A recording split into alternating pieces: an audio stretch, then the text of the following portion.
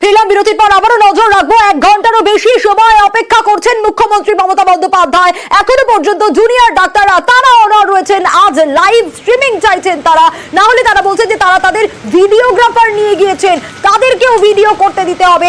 এই ধরনের কথাগুলো আগে কিন্তু বলা হয়নি জুনিয়র চিকিৎসকদের তরফ থেকে। তারা বলেছিলেন তারা খোলা মনে আলোচনা করতে চান, যখন যেখানে বলবেন আলোচনার জন্য, কারণ জট কাটানো তাদের শুধু 5 দফা দাবি রয়েছে।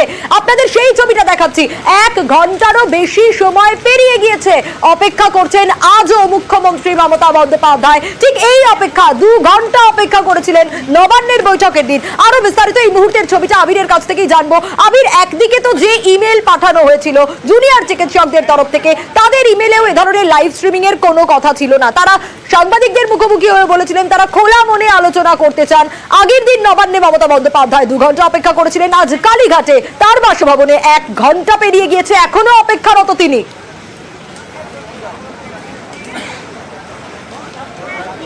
1 ঘন্টা 40 মিনিট হয়ে গিয়েছে, বৈঠক শুরু করতে পারা যায়নি। 6:39 নাগাদ জুনিয়র চিকিৎসক বা আন্দোলনরত চিকিৎসকদেরকে নিয়ে বাস হরিশ চ্যাটার্জি স্ট্রিটে মুখ্যমন্ত্রীর বাড়ির গলির সামনে আসে এবং তারপর একে একে তারা প্রত্যেকেই ভিতরে যান বৈঠক শুরু করার জন্য। এবং তুমি যে প্রসঙ্গের কথা বলছো একেবারেই তাই। বারবার ধরে প্রশাসনের সঙ্গে তাদের যে মেল চালাচালি হয়েছে আজকে, বা যে ধরনের যোগাযোগই হোক না কেন, সেই যোগাযোগের ক্ষেত্রে কোথাও হচ্ছে এই লাইভ স্ট্রিমিং এর প্রসঙ্গের কথা উল্লেখ হয়নি, বা ভিডিও রেকর্ডের কথা কোথাও কিন্তু উল্লেখ হয়নি।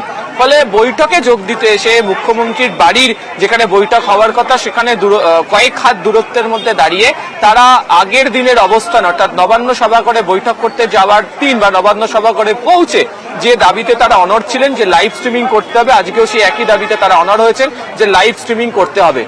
যা খবর পাওয়া যাচ্ছে যে রাজ্য পুলিশের ডিজি এবং সচিব পর্যায়ের আধিকারিকরা বারবার আন্দোলনরত চিকিৎসকদের সাথে কথা বলছেন এবং বৈঠক করাটা কেন গুরুত্বপূর্ণ, প্রশাসন কি চাইছে, যে বার্তাকে সকালবেলা গিয়ে দিয়ে আসা হয়েছিল সেই সংক্রান্ত বার্তার কথা আরো একবার বুঝিয়ে দেওয়া হয়েছে।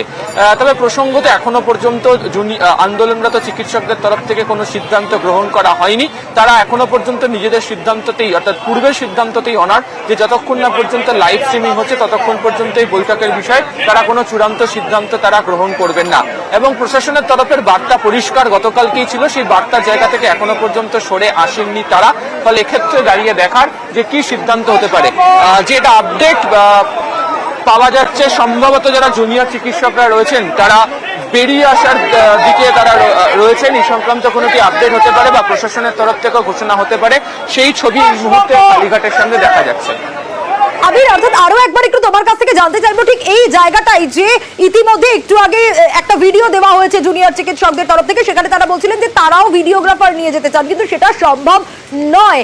এই মুহূর্তে এখনো মমতা বন্দ্যোপাধ্যায় অপেক্ষা করছেন, কিন্তু জুনিয়র চিকিৎসকরা কি ভাবছেন?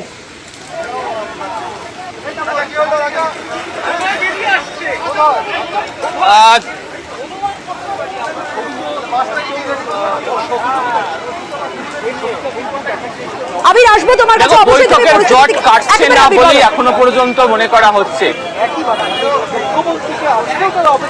বৈঠকের জট কাটছে না বলেই মনে করা হচ্ছে। এবং কিছুক্ষণ আগে তোমাকে যেটা বলছিলাম যে তারা এখনো পর্যন্ত নিজেদের সিদ্ধান্ত অনড় হয়ে অপেক্ষা করে আছেন এবং তারা যেটা যে লাইভ স্ট্রিমিং না হলে বৈঠক নয়, সেই জায়গা থেকে তারা সরতে রাজি নন। একই রকম ভাবে প্রশাসনের তরফ থেকেও পরিষ্কার বার্তা যে লাইভ স্ট্রিমিং এর বিষয়ে কোনো আলোচনা অন্তত আজকের বৈঠকের ক্ষেত্রে করা হয়নি। ফলে সেক্ষেত্রে তারা যে প্রশাসনের তরফ থেকে যে সিদ্ধান্ত আগে নেওয়া হয়েছিল সেই সিদ্ধান্ত নিয়েই তারা অনড় থাকছেন। ফলে এক্ষেত্রে দাঁড়িয়ে দুপক্ষই নিজেদের অবস্থানের ক্ষেত্রে অনড়। ফলে গত 2 দিন আগেও আমরা দেখেছিলাম যে নবান্ন সভাঘরের বাইরে যে পরিস্থিতি তৈরি হয়েছিল, সেই পরিস্থিতির আজ এখনো পর্যন্ত কালীঘাটে মুখ্যমন্ত্রীর আবাসের সামনে সেই ছবি উঠে এসছে। এবং তোমাকে কিছুক্ষণ আগেই যেটা বলছিলাম যে মুখ্যমন্ত্রী তিনি তার বাড়ির একেবারে বাইরে দরজার সামনে তিনি অপেক্ষা করছেন। বারবার ধরে সচিব এবং রাজ্য পুলিশের ডিজি তার সঙ্গে তিনি কথা বলছেন। সচিব এবং ডিজির তরফ থেকে আন্দোলনরত চিকিৎসকদের সাথে একাধিকবার কথা বলা হয়েছে এবং তারা যে কথা বলছেন এবং প্রশাসনের কি বক্তব্য, সেই বক্তব্যের কথা বারবার ধরে জানিয়ে দেওয়া হয়েছে। কিন্তু জুনিয়র চিকিৎসকরা লাইভ স্ট্রিমিং এর বিষয় নিয়ে এখনো পর্যন্ত নিজেদের সিদ্ধান্তে অনড় রয়েছেন। ফলে এই বৈঠক এখনো শুরু হচ্ছে না, বা খুব দ্রুত শুরু হয়ে যাওয়ার মতো আশা এখনো পর্যন্ত দেখা যাচ্ছে না। অন্তত কালীঘাটে মুখ্যমন্ত্রীর বাড়ির সামনের ছবি সেটাই উল্লেখ করছে। আবির, পরিস্থিতির দিকে নজর রাখো। বৈঠক না করে আমরা নবান্নের দিন দেখেছিলাম যে চিকিৎসকরা ফিরে যান। আজ যে ছবিটা আপনাদের দেখাচ্ছি, এখনো পর্যন্ত 1 ঘন্টারও বেশি সময় পেরিয়ে গিয়েছে। মুখ্যমন্ত্রীর বাসভবনেই বৈঠক হওয়ার কথা এবং বাড়িতেই অপেক্ষারত মুখ্যমন্ত্রী মমতা বন্দ্যোপাধ্যায়। ডিজি রাজীব কুমার যাচ্ছেন, কথা বলছেন এবং তার পাশাপাশি স্বরাষ্ট্র সচিব রয়েছেন, মুখ্য সচিব রয়েছেন, অনেকে রয়েছেন, তারা ইতিমধ্যে অপেক্ষা করছেন। মুখ্যমন্ত্রী মমতা বন্দ্যোপাধ্যায় অপেক্ষা করছেন। আরো বিস্তারিত এই মুহূর্তের ছবিটা সোমরাজের কাছ থেকে জানবো। সোমরাজ, কি অবস্থা?